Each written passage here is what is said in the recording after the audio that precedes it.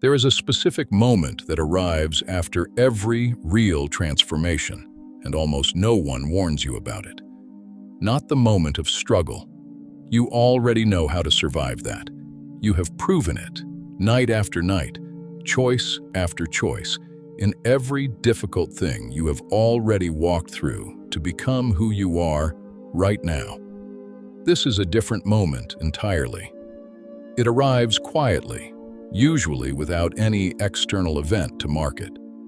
It arrives the first time someone asks your opinion, and you already know, before they finish the question, that you are right. It arrives the first time you notice yourself feeling just slightly superior to the version of you that used to struggle with this. It arrives the first time you defend a position, not because it is true, but because it is yours. This audiobook is not for someone who is still building their first discipline, their first stillness, their first sense of purpose. If that is you, the earlier work is still waiting for you, and this one will land differently once you have walked through it. This is for the specific kind of person who has already done something real, who has built something, who has become, in some measurable way, stronger, steadier, more disciplined than they used to be. Because there is a second enemy waiting exactly at the point where the first one was defeated. And this enemy does not look like weakness. It looks exactly like strength. Settle into this one properly. Find the stillness this whole journey has already asked you to build. The world slowed down, the full hour genuinely available, because what we are about to examine hides best inside exactly the kind of rushed, half-attentive listening most people bring to most things. By the end of this audiobook, you will understand the single mechanism by which every discipline, every hard-won strength, every genuine transformation eventually turns against the person who built it, unless something specific is done to prevent it.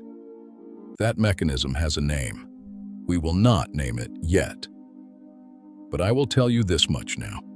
The people who avoid this trap are not the people who are stronger than everyone else. They are the people who remained, even at their strongest, the most willing to be told they were wrong. Chapter 1. The second trial, every meaningful transformation has two trials, and almost everyone only prepares for the first one. The first trial is the one this entire series has already walked you through. The trial of building something where nothing existed before. Discipline, where there was avoidance. Stillness, where there was noise. Presence, where there was performance. Purpose, where there was drift. This trial is loud. It announces itself. It asks you every single day whether you will show up for the difficult thing or retreat from it. It is visible, measurable, and, once you have walked through enough of it, winnable. You have been walking through it. But there is a second trial, and it begins at the exact moment the first one starts to succeed. The second trial does not ask whether you will build strength. It asks what you will do with the strength once you have it. This trial is quiet in a way the first one never was. It does not announce itself with resistance or difficulty. It arrives disguised as confidence, as competence, as the entirely reasonable, entirely earned sense that you now know something you did not know before. And this is precisely what makes it so dangerous. The philosopher Marcus Aurelius, ruling the most powerful empire in the ancient world, wrote to himself, not for an audience, not for legacy, reminding himself again and again that the moment a man believes himself already wise is the moment he stops becoming wise at all. He was not writing this for people who had failed.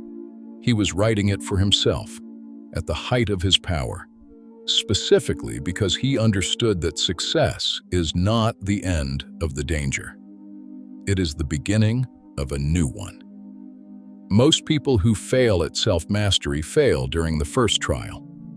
They quit during the long, unglamorous middle of building discipline, and they never reach the second trial at all.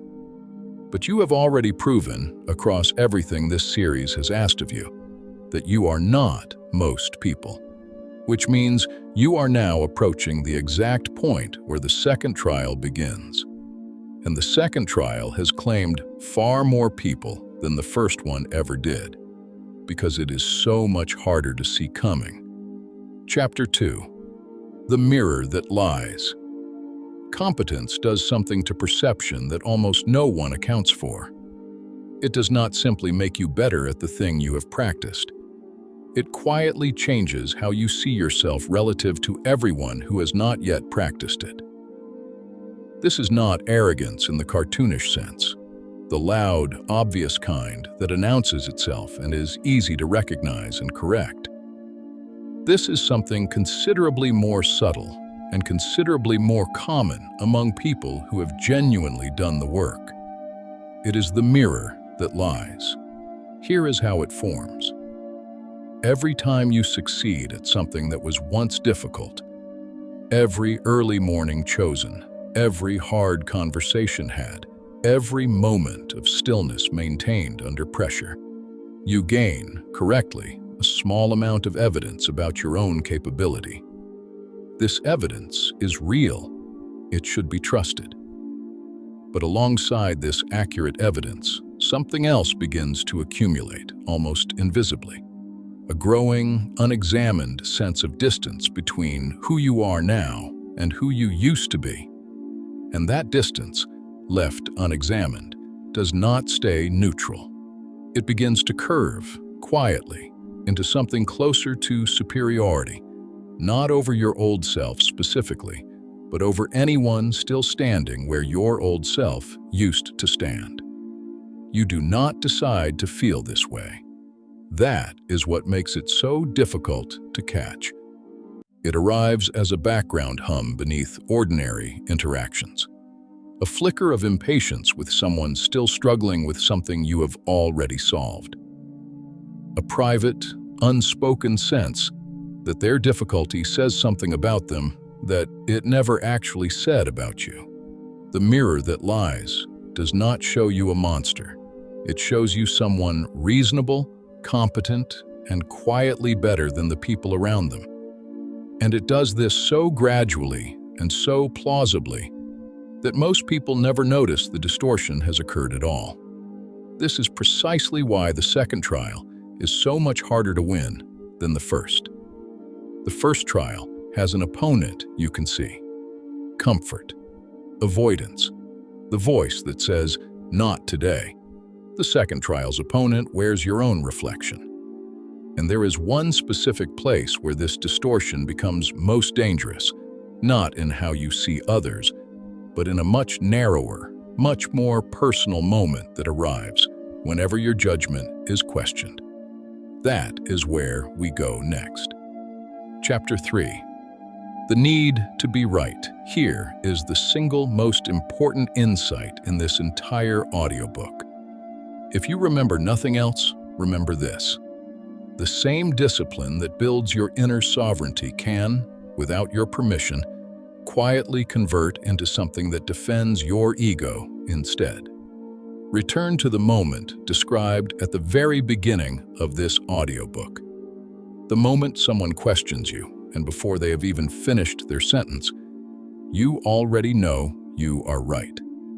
This moment feels, from the inside, like clarity, like the natural result of having done real work on yourself, like confidence, earned and deserved. But there is a specific psychological mechanism operating underneath that feeling, and understanding it precisely is what separates the people who continue growing from the people who quietly stop. Psychologists who study self-concept have identified something they call an ego threat, the specific internal alarm that fires not when a fact is challenged, but when a fact tied to your identity is challenged. The two are processed completely differently by the mind. When a neutral fact is questioned, the mind investigates it calmly. When a fact tied to who you believe yourself to be is questioned, the mind does not investigate. It defends. And here's the part almost no one tells you. The more genuine work you have done on your identity, the more discipline, presence, and purpose you have built, the more there now is to defend. This is the precise mechanism by which strength turns against itself. Before your transformation, you had less identity invested in being right. Being wrong cost you little, because you had not yet built anything you were afraid of losing. Now you have built something, and the mind, in its ancient, well-meaning effort to protect what you have built, begins treating every challenge to your opinions as a challenge to your entire identity, even when the two are not remotely the same thing. This is why the need to be right grows, paradoxically, in exact proportion to how much genuine growth you have already achieved.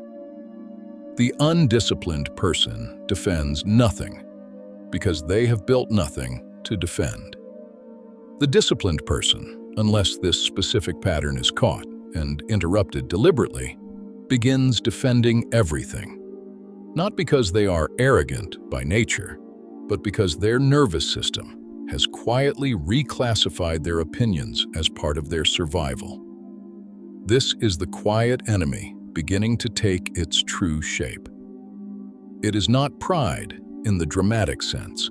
It is the mind's well-intentioned, entirely automatic decision to protect an identity you worked hard to build, at the cost of the very openness that built it in the first place. Chapter 4. The isolation of competence. There is a specific cost to this pattern that arrives quietly, and it arrives in the one place this entire series has spent the most time trying to strengthen: your connection to other people. Consider what happens to a relationship when one person has done significant inner work and the other has not.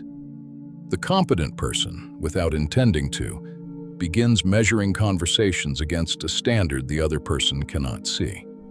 They notice, almost involuntarily, the places where the other person is still reactive, still avoidant, still performing instead of present. And in noticing this, something subtle shifts.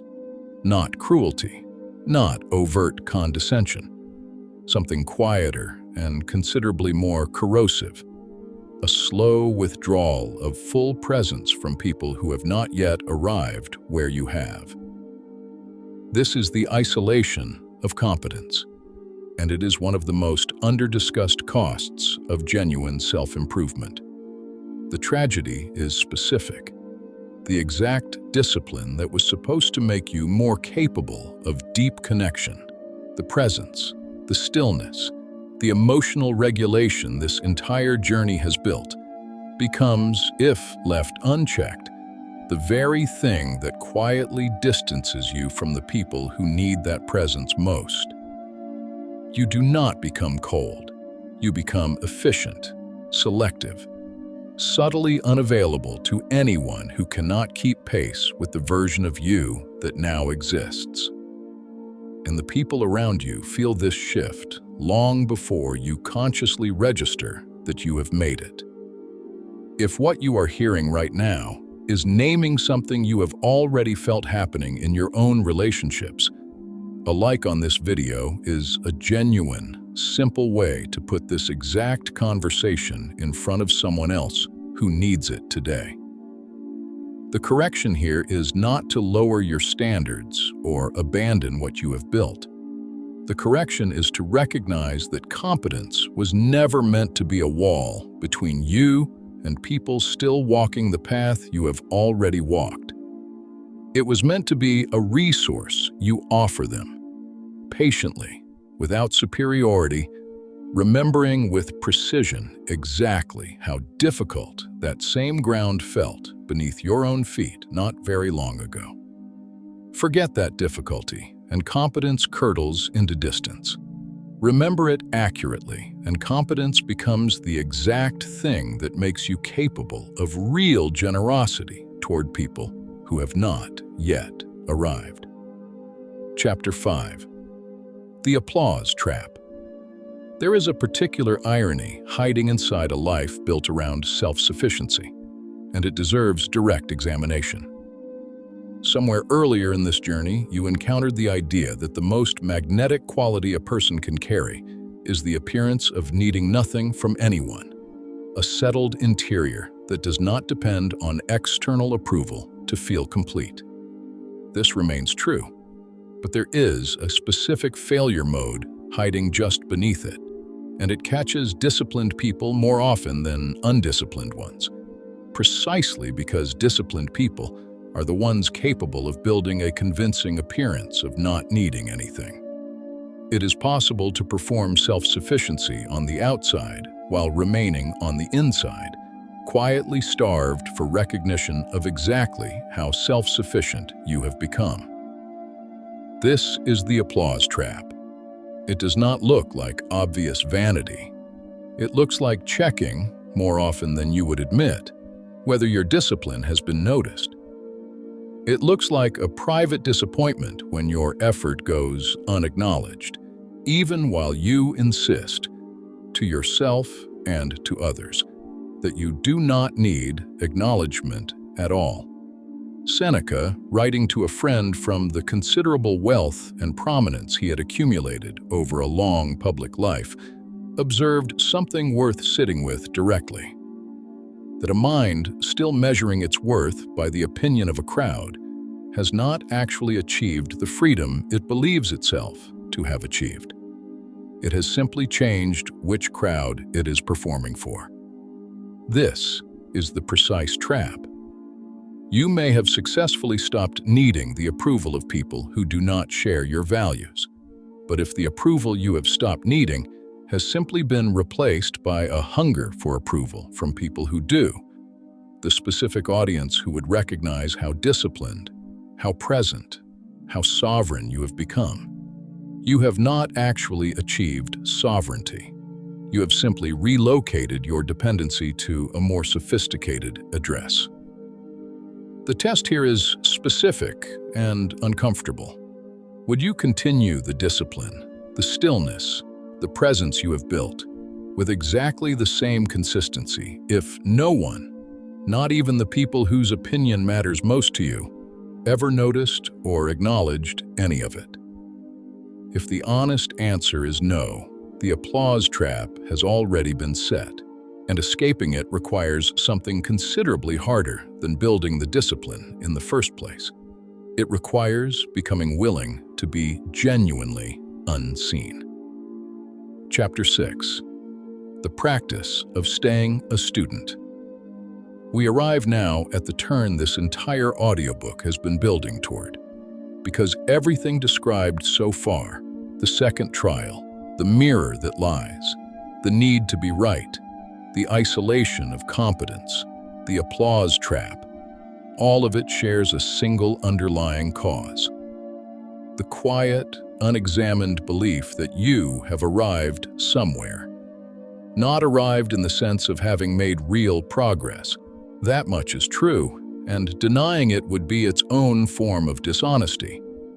Arrived in the deeper, more dangerous sense, the sense that the work of becoming is substantially finished, and what remains is simply the maintenance of a self that has, in its essential form, already been completed.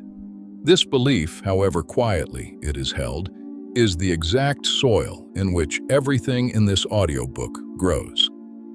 The correction is a specific, ongoing practice, and it has a name considerably older than any of the psychology we have used to describe it: the practice of staying a student. Epictetus, who taught philosophy to some of the most powerful men in Rome, insisted that the moment a person believes they already know a subject is the exact moment they become incapable of learning anything further about it. Not because the knowledge stops existing, but because the posture required to receive it has already closed. This is not a metaphor about formal education. It is a description of a specific interior stance, the deliberate, daily choice to remain genuinely open to being corrected, genuinely curious about what you do not yet understand, genuinely willing to be shown that a belief you have held with confidence was, in fact, incomplete. This stance does not come naturally to someone who has built real competence. It has to be practiced, deliberately, against the current of everything. Competence quietly teaches you to feel about yourself. The specific practice is this.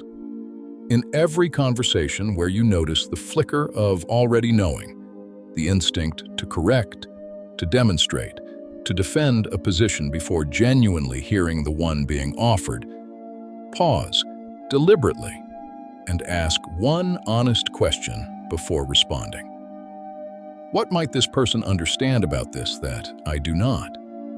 This single question, asked with genuine curiosity rather than performed patience, is the exact mechanism by which the second trial is won, not by becoming less capable, by remaining at every level of capability you ever reach, willing to discover that capability was never the finish line it quietly convinced you it was. Chapter 7. Humility as strength, not weakness. There is a specific confusion that keeps many capable people from ever practicing what the last chapter described, and it deserves to be named directly. Humility is not the same thing as diminishment. Somewhere in the cultural understanding of these words, humility became associated with smallness, with self-deprecation, with downplaying genuine accomplishment, with a kind of performed modesty that is, itself, frequently just another form of managing how you are perceived. This is not humility. It is simply a quieter version of the same self-focus.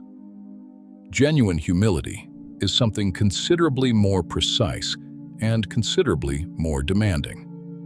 It is accurate self-assessment, the specific willingness to see your actual capabilities, including their real limits, without either inflating them for the comfort of pride or deflating them for the comfort of false modesty. The person practicing genuine humility does not pretend to be less disciplined than they are. They simply hold their discipline lightly enough that new information can still reach them. This distinction matters enormously because a person who confuses humility with weakness will resist it instinctively, believing that remaining a student somehow threatens the strength they have built. The opposite is true. Marcus Aurelius, in the same private notebooks where he warned himself against premature certainty, also wrote something easy to miss on a first reading. That the truly strong mind is not the mind that never bends, but the mind capable of bending toward truth wherever it happens to be found, including, especially in the words of people who appear, by any external measure, less accomplished than you are. This is the precise reframe this entire chapter exists to deliver. Humility is not the opposite of strength. It is the specific mechanism by which strength continues compounding rather than calcifying into something brittle, defensive, and quietly afraid of being wrong. The strongest people you will ever encounter are not the people who have stopped needing correction. They are the people who have grown strong enough to actually welcome it. Not because you have failed to become strong, because you have finally become strong enough to survive being wrong without it costing you anything at all. There is one more thing before you go. Everything examined in this audiobook, the second trial, the need to be right, the quiet return to service rather than accumulation, assumes a specific foundation underneath it. It assumes you have already built the discipline capable of being tested this way in the first place. That foundation was the subject of the audiobook before this one.